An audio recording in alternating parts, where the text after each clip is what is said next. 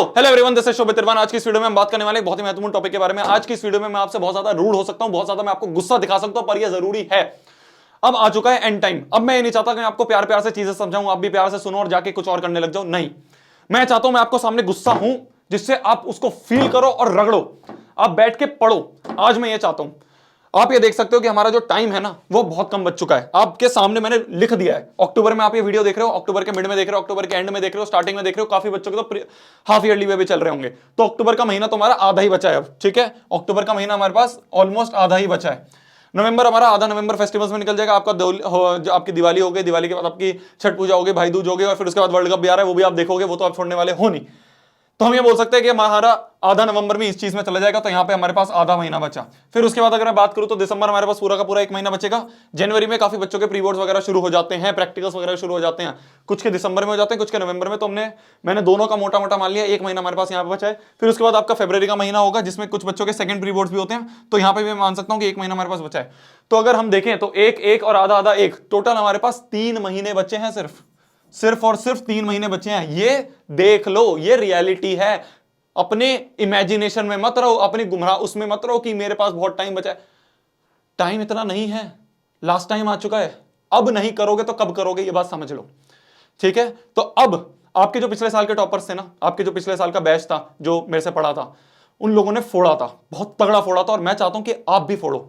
और मेरे को पता है आप फोड़ सकते हो। लास्ट ईयर हमारी चैनल से रैंक 2 आई थी। मेरे को पूरी उम्मीद है इस साल हम रैंक 1 तक भी जा सकते हैं। शर्त ये रहेगी कि जो जो चीजें मैं आप बता रहा हूं ना उसको फॉलो करो। मैं आपके लिए 24/7 खड़ा हूं। जो आप कहोगे वो चीज यहां पे आ जाएगी। क्या मेरी बात समझ में आ रही है? बहुत सारी प्यारी प्यारी चीजें आपके लिए मैं बना रहा हूं। आगे आने वाले महीने में आपको दिख जाएगा। अब अक्टूबर आ चुका है, आप भी पूरा रगड़ रहे हो, मैं भी रगड़ रहा हूं। क्या मेरी बात समझ में आ रही है? तो इसलिए टेंशन बिल्कुल नहीं लेनी है। आपका शोभित भैया आपके साथ हमेशा खड़ा है, चाहे कुछ भी हो जाए। चैनल पे हर एक चीज आने वाली होगी। बस आपसे एक गुजारिश रहेगी कि इसको सब्सक्राइब करके इसका जो ये घंटी है ये बजा दो। क्यों? फालतू वीडियोस नहीं लाता मैं लाता हूं काम की वीडियोस।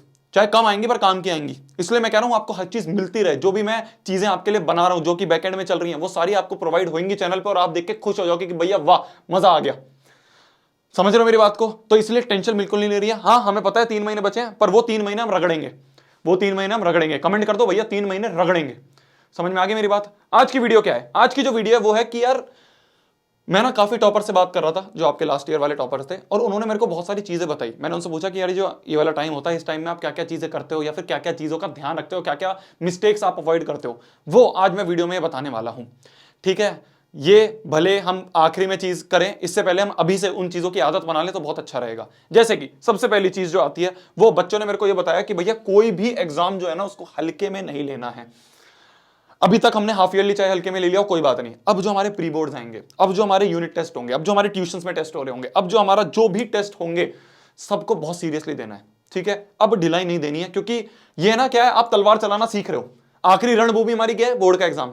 अभी क्या कर रहे हो आप? अभी आप तलवार चलाना सीख रहे हो। तो इसलिए ये सारे एग्जाम्स को सीरियसली देना, अच्छे से पढ़ के जो भी सिलेबस आ रहा है उसको अच्छे से रिवाइज करके फिर आप ये एग्जाम देने जाओगे। हल्के में नहीं लेने हैं, ठीक है। जितने टेस्ट दोगे उतना आप एनालाइज कर पाओगे कि आप कहां पे अभी स्टैंड करते हो। फिर और मेहनत करोगे और ऊपर बढ़ोगे, और मेहनत करोगे और ऊपर बढ़ोगे।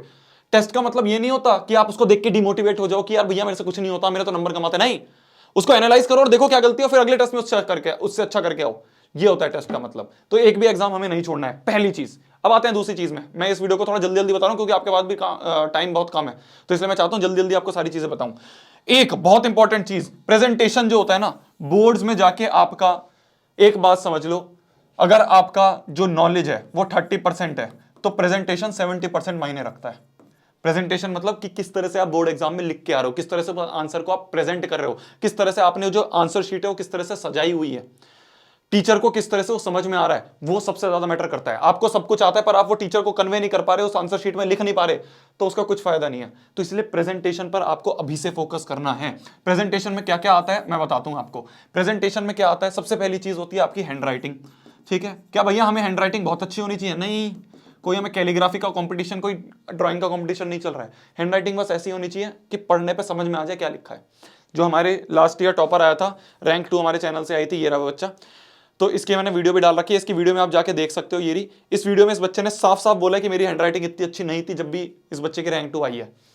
तो हैंडराइटिंग मैटर नहीं करती, मैटर ये करता है कि वो समझ में आना चाहिए, बस पहली चीज। दूसरी चीज ये सारे सब्जेक्ट वाइज डिपेंड करता है। अगर मैं आपके एसएसटी की बात करूं, साइंस की बात करूं, तो एसएसटी और साइंस में आपको किस तरह से आंसर्स को लिखना है, कैसे आपको शुरुआत करनी है, कैसे आपको मिड में लिखना है, कैसे आपको एंड में लिखना है, ये हो गया। दूसरा तीसरी अगर मैं बात करूं इंग्लिश की, कि कैसे आपको किसी आंसर को शुरू करना है, मिड वाला पैराग्राफ क्या होगा, कंक्लूजन क्या होगा, ये सारी चीजें आपको अभी से फोकस करना शुरू कर दो।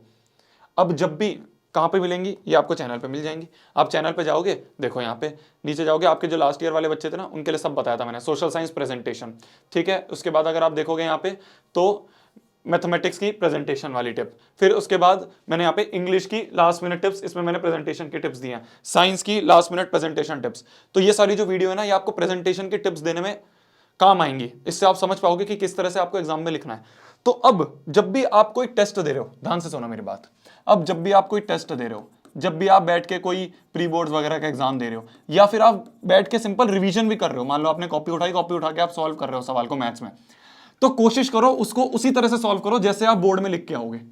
क्या बोला मैंने? जब भी आप किसी सवाल को सॉल्व कर रहे हो तो कोशिश करो उसको उस कॉपी में, चाहे वो रफ कॉपी ही हो, उसको उस तरह से लिखो जिस तरह से आप अपने बोर्ड के एग्जाम में लिख के आओगे। किस तरह से लिख के आओगे, वो वाली वीडियोस मैंने यहाँ पे दे दी है, इसका लिंक मैं नीचे आपको डिस्क्रिप्शन में दे दूंगा। आप उसको एक बार देखोगे 2x पे, आपको समझ में आ जाएगा, अच्छा मैथ्स में इस तरह से लिखना होता है कि फॉर्मूले ब्रैकेट में लिखना है, हमें गिवन टू प्रूव लिखना है, गिवन ये सब लिखना है, बेसिक बहुत सारी चीजें हैं, वो सारी मैं उस वीडियो में बता रखी हैं। तो प्रेजेंटेशन पे अभी से फोकस करो। अभी से आप फोकस करना शुरू करोगे ना, तो एंड में आपको दिक्कत नहीं आएगी। बच्चे क्या करते हैं, एंड में आते हैं, भैया यार प्रेजेंटेशन कैसे करनी है ये बता दो, तो उनको क्या होता है, उस समय शायद वो एग्जाम में भूल जाएं। पर आप अभी से 2-3 महीने इस चीज की तैयारी करते हुए चलोगे, इस चीज की प्रैक्टिस करते हुए चलोगे, तो आखिरी के टाइम में आपको दिक्कत नहीं आएगी, आखिरी के टाइम में आपको आदत बन चुकी होगी। बहुत इंपॉर्टेंट पॉइंट है, बहुत ज्यादा इंपॉर्टेंट। मैं आपसे गुजारिश करूंगा, मेरे को व्यूज का कुछ लेना देना नहीं है यार, मेरी बात, मैं कुछ चीज बेचता हूं नहीं, मेरे को कुछ लेना देना नहीं है। मैं ये चाहता हूं कि आपका फायदा हो, तो इसलिए वो वीडियोस को 2x पे देख लेना चाहे, बहुत इंपॉर्टेंट है, नीचे डिस्क्रिप्शन में आपको मैं दे दूंगा। अगली चीज अगर मैं बात करूं आपकी, तो बच्चों ने बोला कि भैया सवाल जो है ना आधे में मत छोड़ो। हम क्या करते हैं, मैक्सिमम बच्चे ये चीज करते हैं कि हम मान लो मैथ्स की रिवीजन कर रहे हैं, या फिर हम मान लो फिजिक्स का रिवीजन कर रहे हैं, न्यूमेरिकल्स वगैरह कर रहे हैं, तो हम क्या करेंगे ना, फॉर्मूला लिख देंगे, और फॉर्मूला लिखने के बाद कहेंगे कि इसके बाद तो कैलकुलेशन है, एग्जाम में कर लेंगे, इसके बाद तो कैलकुलेशन है, वैल्यू पुट करनी है, मैथ्स लगानी है, कर लेंगे एग्जाम में, छोड़ देते हैं हम ऐसे, फॉर्मूला लिख के छोड़ देंगे कि बाद में कर लेंगे। सबसे बड़ा ब्लंडर है, सबसे बड़ा ब्लंडर। आप कहते हो ना भैया हमसे सिल्ली मिस्टेक हो जाती है एग्जाम में जाके, भैया हम तो नर्वस हो जाते हैं, हमसे वो सॉल्व नहीं हो पाता, भैया हमारा आंसर क्यों गलत आ जाता है, भैया हमसे वहां पे जाके कैलकुलेशन नहीं हो पाती, हमारी कैलकुलेशन बहुत वीक है। इसलिए वीक है क्योंकि जब आप रिवीजन कर रहे हो, जब आप सवाल सॉल्व कर रहे हो, उस समय आप उसको ढंग से नहीं कर रहे, उस समय आप खाली फॉर्मूला लिख के छोड़ रहे हो कि यार इसका तो फॉर्मूला लिख देंगे, देखो यार सम ऑफ रूट्स कर देंगे, बाद में निकाल लेंगे, या सरफेस एरिया एंड वॉल्यूम कर रहे हैं तो खाली फॉर्मूला लिख दिया वॉल्यूम का और कह देंगे बाद में सॉल्व कर लेंगे। नहीं, जितनी भी मुश्किल कैलकुलेशन आ रही है, चाहे बड़ी से बड़ी कैलकुलेशन आ रही है, उसको अभी सॉल्व करो। ये मत सोचो कि बाद में जाके मैं बोर्ड्स में ही सॉल्व करूंगा पूरी, बाद में बोर्ड्स में जाके हाथ पैर फूल जाएंगे, नहीं समझ में आएगा। समझ में आ रही बात? तो इसीलिए आपको जितनी भी कैलकुलेशंस हैं, जितने भी सवाल आप कर रहे हो, आधे में मत छोड़ो, अब पूरे के पूरे सॉल्व करा करो, एंड आंसर तक निकालना है, और पीछे मैच करना है कि सही आ रहा है, नहीं आ रहा वापस करो, तीसरी बार करो। जितनी गलतियां करनी अभी कर लो ना, बोर्ड में क्यों कर रहे हो जाके? क्या बोला मैंने? ये रणभूमि नहीं है, ये आप क्या कर रहे हो, अस्त्र शस्त्र चलाना सीख रहे हो। फाइनल रणभूमि हमारी बोर्ड का एग्जाम है, तो गलतियां जितनी करनी अभी कर लो, बोर्ड में नहीं करनी।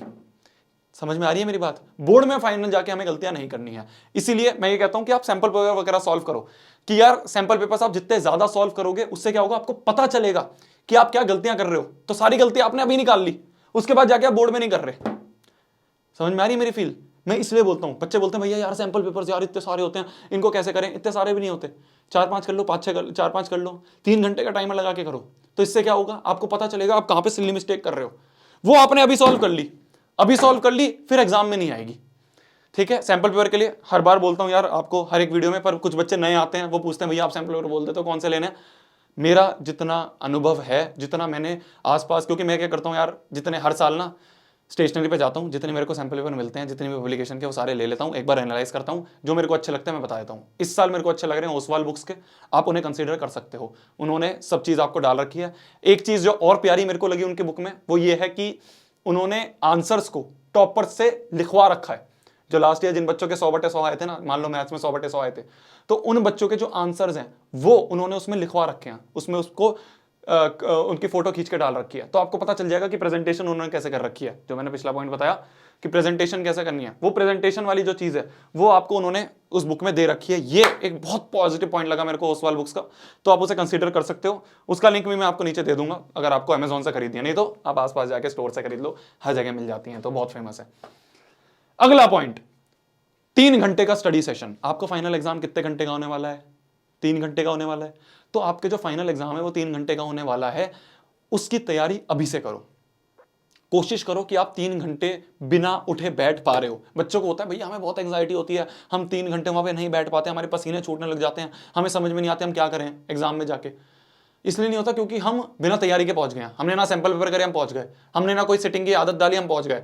वैसे हम सिर्फ आधे घंटे बैठ पाते हैं, वहां पे 3 घंटे बैठना है तो हमारी हालत खराब हो जाती है। तो हमारे सर ये हमेशा कहते थे कोटा में कि 3 घंटे बैठने की ना आदत डाल लो। कोशिश करो कि मॉर्निंग के टाइम में, क्योंकि आपका एग्जाम मॉर्निंग के टाइम पे होता है, 9 से 12 के बीच में होता है या 10 से 1 के बीच में होता है, तो कोशिश करो कि जो आपका मॉर्निंग का टाइम है, स्कूल होता है तो कोई बात नहीं शाम को, पर अगर हो सके तो मॉर्निंग के टाइम में 3 घंटे का एक सेशन मारो, 3 घंटे का आप सिटिंग मारो।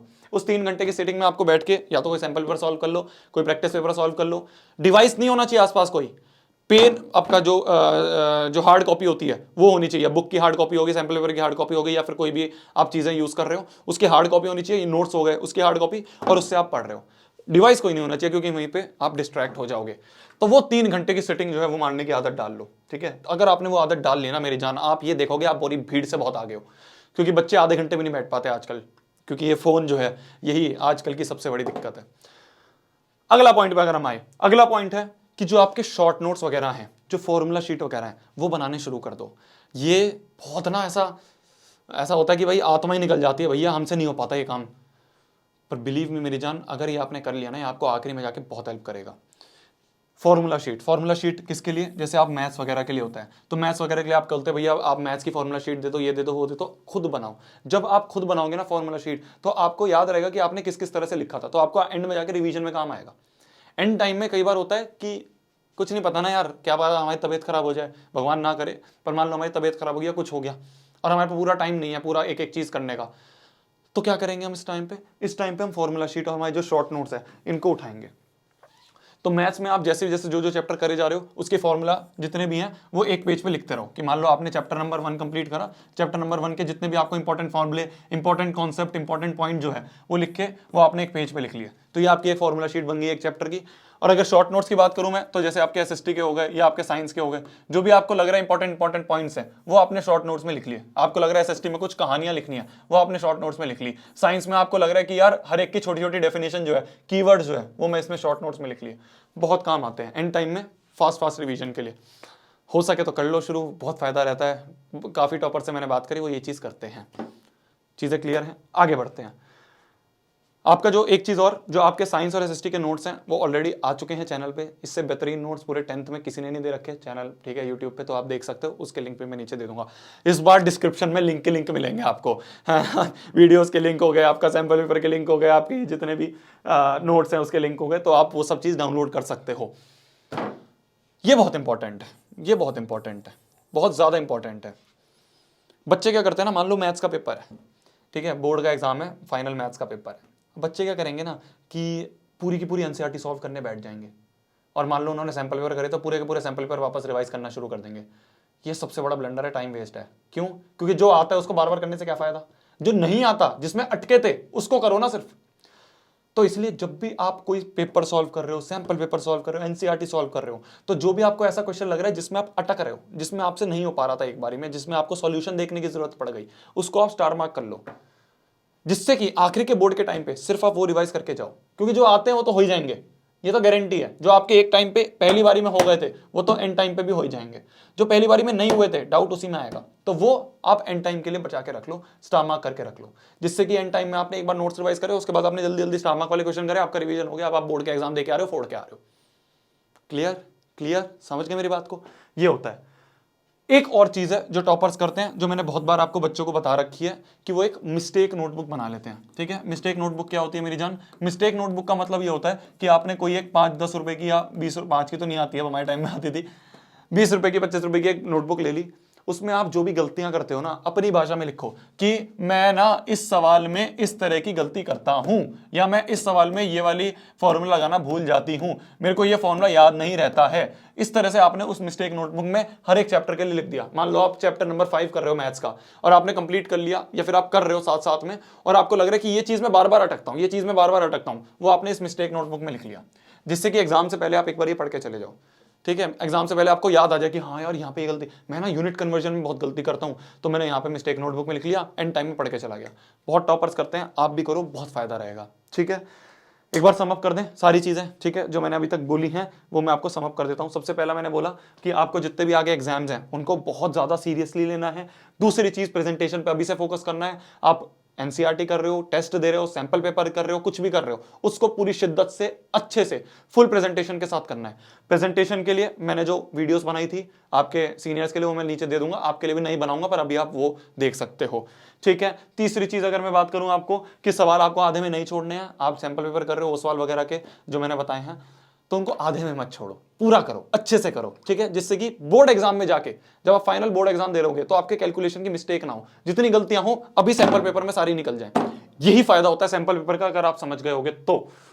3 आवर का स्टडी सेशन हमें लगाना है, क्यों? क्योंकि फाइनल एग्जाम 3 घंटे का होने वाला है। 3 घंटे का फाइनल एग्जाम होने वाला है, इसलिए हम क्या करेंगे, अभी से ही 3 घंटे बैठने की आदत बनाएंगे। सुबह हो सके तो बहुत बढ़िया, नहीं हो सके तो शाम को या रात को बना लो कि उस 3 घंटे में मम्मी मेरे कमरे में कोई नहीं आएगा, पापा मेरे कमरे में कोई नहीं आएगा, भाई मेरे कमरे में कोई नहीं आएगा, मेरे को बैठ के पढ़ना है। ये 3 घंटे फुल फोकस के साथ, कोई डिवाइस नहीं, कोई गाने नहीं, कुछ नहीं, जैसे एग्जाम में बैठे होते वैसे एग्जाम में बैठना है और पढ़ाई करनी है।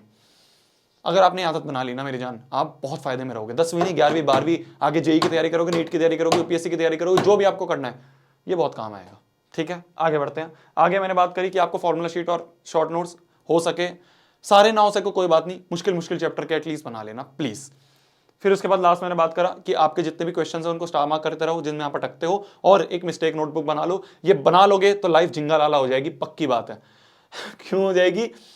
क्योंकि आखिरी टाइम में आप ये पढ़ के जाओगे, जितनी भी गलतियां आपको दिमाग में आ गई, अब आप बोर्ड का एग्जाम देने जा रहे हो तो आपके दिमाग में क्लियर है कि हाँ यार यहाँ पे मैं गलती करता हूँ, यहाँ पे मैं गलती करता हूँ, यहाँ पे मैं गलती करती हूँ, यहाँ पे मैं गलती करती हूँ, नहीं करूंगी। क्लियर क्लियर क्लियर, ये सारी चीजें थी जो मैं आपको बतानी थी। आई होप आप बहुत सारी चीजें नई सीखे होंगे। सारे जितने भी लिंक्स है जो मैंने अभी तक डिस्कस करे वो सारे मैं डिस्क्रिप्शन में दे दूंगा आपको। तब तक के लिए वही पढ़ना है, फोड़ना है, कहर मचा देना है, आग लगा देनी है, आप फोड़ के आओगे, गारंटी है। बस विश्वास रखो अपने ऊपर। ठीक है, आपका भैया आपके साथ हमेशा खड़ा है, 24/7 खड़ा है। जो आपको चाहिए मेरे को बताओ। ठीक है, आपके लिए मैथ्स के लिए एक बहुत प्यारी सी चीज आने वाली है और रिवील करूंगा थोड़े टाइम में। ठीक है, बट आप समझ गए होंगे, 9th वालों के लिए मैंने शुरू कर दिए हैं, आपके लिए भी शुरू होने वाले हैं। ठीक है, जिनको समझ में आ गया कमेंट में लिखो। ठीक है, बाय बाय, टेक केयर, मिलते हैं अगली वीडियो में। बाय बाय, जाओ जाओ जाओ पढ़ लो। ठीक है, अगली वीडियो जो भी आपको चाहिए होगी कमेंट सेक्शन में लिखो। बाय बाय, टेक केयर, जाओ फोड़ो, पढ़ो पढ़ो, बाय बाय बाय, जाओ वीडियो नहीं देखनी, पढ़ो।